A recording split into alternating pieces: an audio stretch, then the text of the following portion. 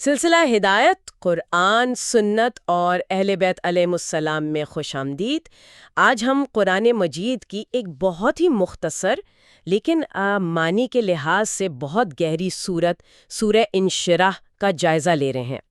اس کا نام الانشراح پہلی ہی آیت سے ہے، جس کا مطلب ہے سینے کا کھل جانا، کشادگی۔ اسے سورہ شر یا علم نشرہ بھی کہا جاتا ہے۔ جی، یہ مکہ مکرمہ میں نازل ہوئی، بالکل ابتدائی دور میں جب مسلمانوں پر سختیاں بہت زیادہ تھیں، سورہ دوحہ کے فوراً بعد۔ کل 8 آیات ہیں اس میں، اور جو مرکزی پیغام ہے وہ ہے نبی اکرم صلی اللہ علیہ وآلہ وسلم کو تسلی دینا، اللہ کی خاص نعمتوں کو یاد دلانا، اور ایک طرح سے مستقبل کے لیے امید اور حوصلہ دینا۔ اور ایک اہم بات یہ بھی کہ امامیہ روایات میں آتا ہے کہ سورہ دوحہ اور یہ سورت یعنی سورہ انشراح مضامین میں اتنی جڑی ہوئی ہیں کہ واجب نماز کی ایک رکعت میں انہیں اکٹھا ہی پڑھا جاتا ہے۔ اچھا، گویا یہ ایک ہی پیغام کا تسلسل ہے۔ جی بالکل۔ تو آج ہماری کوشش ہوگی کہ ان آیات میں جو حکمت ہے، جو رہنمائی ہے، اسے سمجھیں۔ شروع کرتے ہیں اللہ کے نام سے۔ بسم اللہ الرحمن الرحیم۔ پہلی آیت، الم نشرح لک صدرک۔ ترجمہ ہے، کیا ہم نے آپ کے لیے آپ کا سینہ کشادہ نہیں کیا؟ یہاں اللہ تعالیٰ اپنے محبوب نبی صلی اللہ علیہ وآلہ وسلم سے اپنی سب سے بڑی نعمتوں میں سے ایک کا ذکر فرما رہے ہیں، شرح صدر، یعنی سینے کا کھل جانا۔ لیکن یہ صرف وہ جسمانی طور پر نہیں، بلکہ اس سے مراد ہے روح اور فکر کی وسعت، یعنی اللہ نے آپ صلی اللہ علیہ وآلہ وسلم کے سینے کو علم وحی کو قبول کرنے کے لیے، گہرے الہی حقائق کو سمجھنے کے لیے، اور پھر رسالت کی جو بھاری ذمہ داریاں تھیں ان کو اٹھانے کے لیے غیر معمولی طور پر وسیع کر دیا۔ اچھا۔ اور ساتھ ہی جو دشمنوں کی سخت مخالفت تھی، طعنے تھے، تکلیفیں تھیں، ان سب کو برداشت کرنے کے لیے بھی غیر معمولی صبر اور حوصلہ عطا فرمایا۔ یہ وہ کیفیت ہے جو حضرت موسیٰ علیہ السلام نے بھی مانگی تھی، ہے نا؟ جب فرعون کے پاس جانے لگے تو دعا کی، رب اشرح لی صدری۔ جی بالکل۔ تو عظیم قیادت کے لیے اور خاص طور پر خاتم النبیین صلی اللہ علیہ وآلہ وسلم کے لیے یہ شرح صدر تو بنیادی ضرورت تھی۔ بعض روایات میں شق الصدر کے واقعے کا بھی ذکر آتا ہے، شاید وہ اسی روحانی کشادگی کی کوئی علامتی شکل ہو۔ لیکن آیت کا مفہوم اس سے کہیں زیادہ وسیع ہے، یہ اللہ کی خاص مدد تھی۔ سبحان اللہ، یہ شرح صدر کا تصور واقعی کتنا طاقتور ہے۔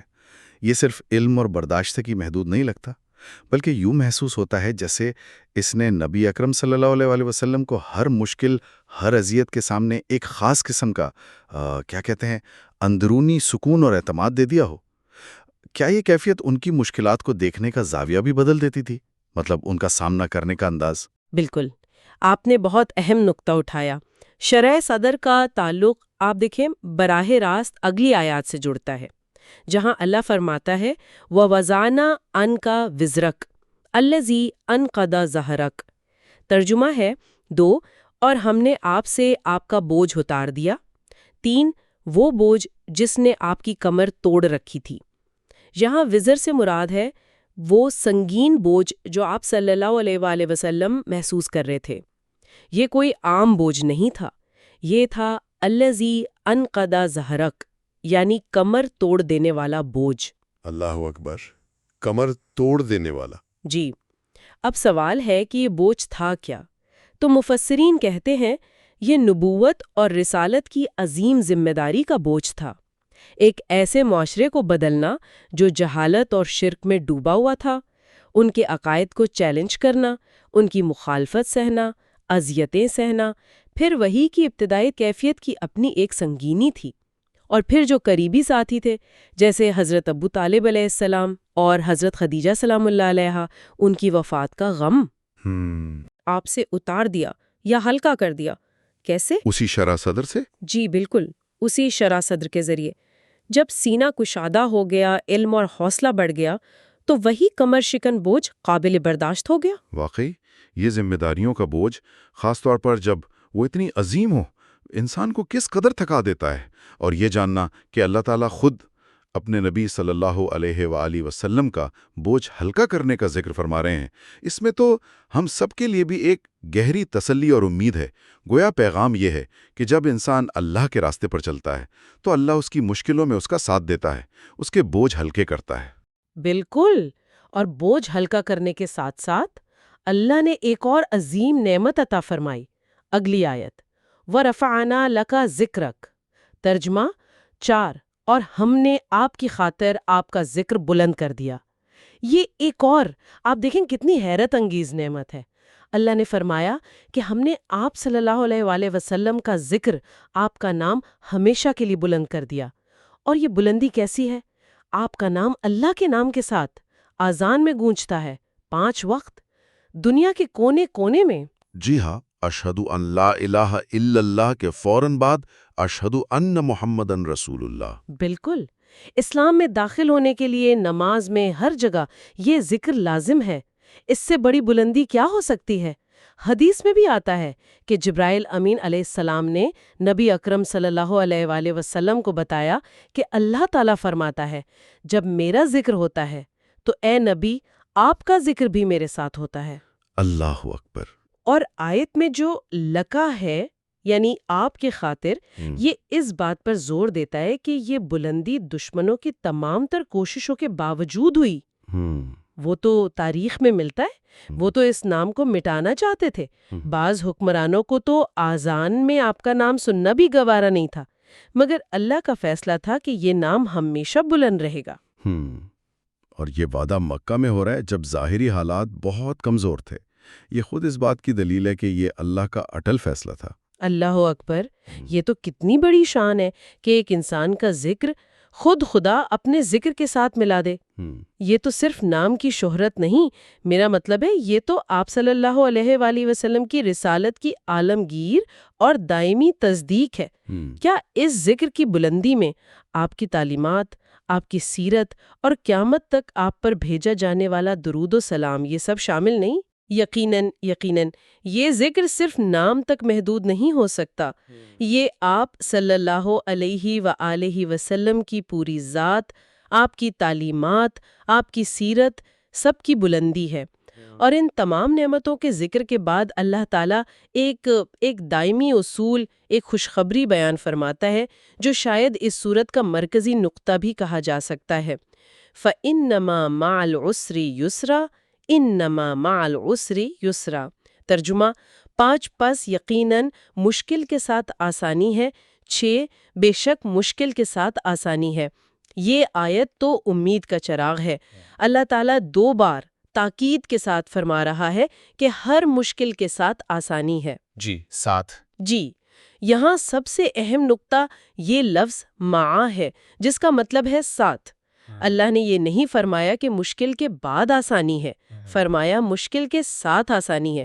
گویا آسانی مشکل کے اندر ہی پوشیدہ ہے، اس سے جڑی ہوئی ہے۔ تو مشکلات، سختیاں، پریشانیاں یہ کبھی دائمی نہیں ہوتیں، اور یہ صرف نبی اکرم صلی اللہ علیہ وآلہ وسلم کے لیے نہیں بلکہ ہر مومن کے لیے، ہر صبر اور کوشش کرنے والے انسان کے لیے ایک اٹل وعدہ ہے۔ مفسرین نے یہاں ایک اور بڑا لطیف نکتہ بھی بیان کیا ہے۔ وہ کیا؟ دیکھیں، العسر یعنی مشکل دونوں جگہ الف لام کے ساتھ آیا ہے، معرفہ ہے، جس کا مطلب ہے یہ ایک ہی مشکل کا ذکر ہے۔ جبکہ یسرن یعنی آسانی دونوں جگہ بغیر الف لام کے نکرہ آیا ہے، جو عربی قواعد میں تعدد پر دلالت کرتا ہے۔ یعنی ایک سے زیادہ آسانیاں؟ جی، مطلب یہ کہ ایک مشکل کے ساتھ کم از کم 2 آسانیاں ہیں۔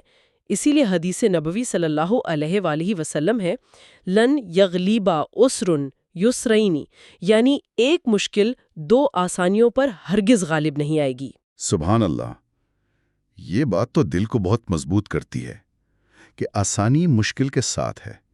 یہ ہمیں سکھاتا ہے کہ جب حالات سخت ہوں تو مایوس نہ ہوں، بلکہ اسی سختی کے اندر سے نکلنے کا راستہ تلاش کریں، کیونکہ اللہ کا وعدہ ہے کہ حل وہیں موجود ہے۔ یہ تو مشکلات کو دیکھنے کا پورا انداز ہی بدل دیتا ہے۔ یہ صرف انتظار نہیں بلکہ مشکل کے دوران بھی مثبت رہنے کی تلقین ہے۔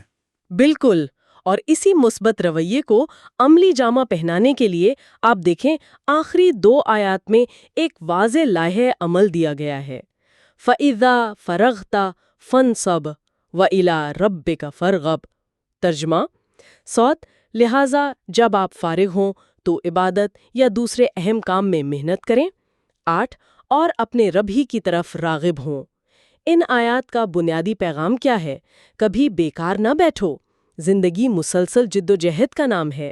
فرغتا یعنی جب آپ ایک اہم کام سے فارغ ہوں، وہ کام تبلیغ ہو، جہاد ہو، نماز ہو، کوئی بھی ذمہ داری، کوئی بھی اہم کام۔ جی تو فنصب یعنی فوراً کسی دوسری اہم کوشش اور محنت میں لگ جاؤ۔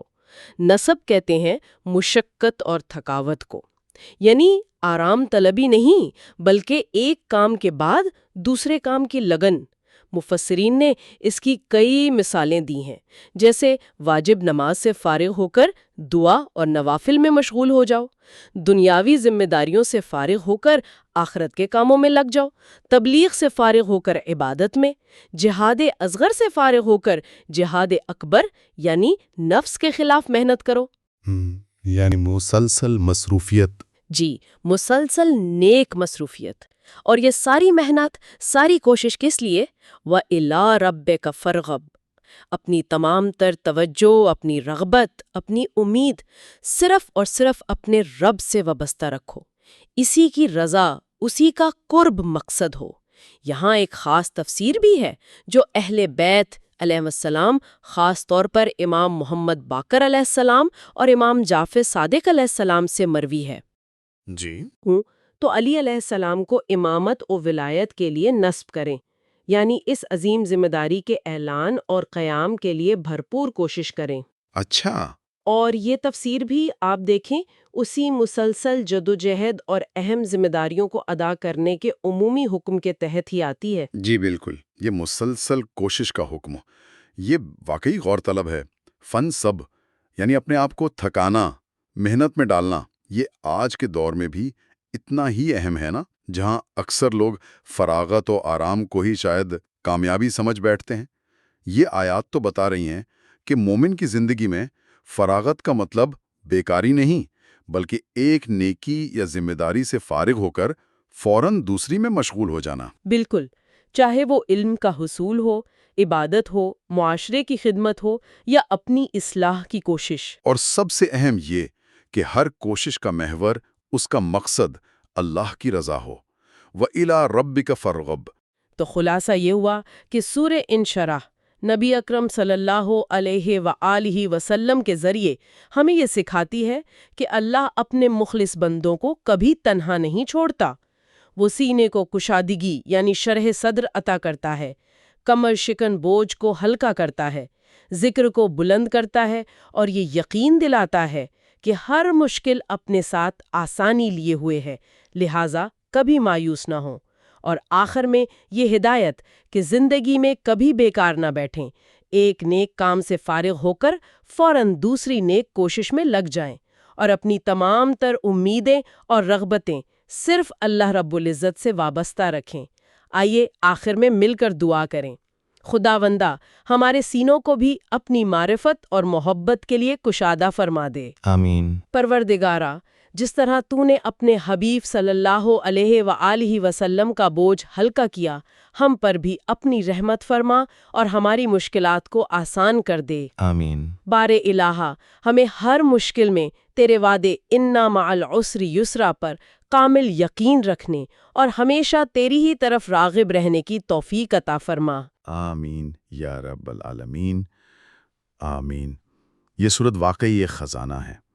یہ ہمیں یاد دلاتی ہے کہ چیلنجز تو زندگی کا حصہ ہیں، لیکن اللہ کی مدد اور یہ یقین کہ ہر مشکل میں آسانی پوشیدہ ہے، ہمیں ان سے گزرنے کی طاقت دیتا ہے۔